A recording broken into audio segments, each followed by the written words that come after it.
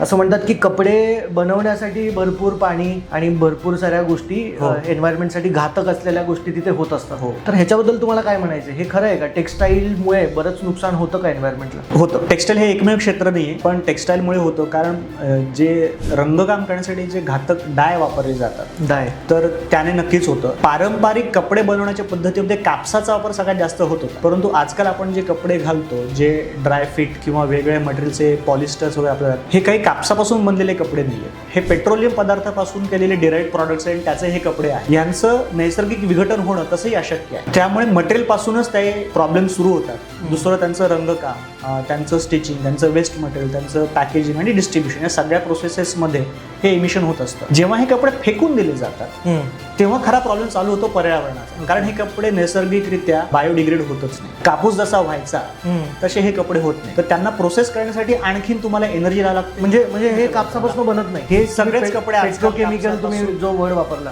हो, सो ते पेट्रोकेमिकल पासून हे कपडे बनतात तुमचं म्हणणं? होय. कापसाचेही कपडे 100% योग्य आहेत का, तर असं मी म्हणणार नाही. कापूस हा एक मटेरियल, त्याच्यावरती आणखीन कुठले मटेरियल वापरले याचाही अभ्यास केला पाहिजे.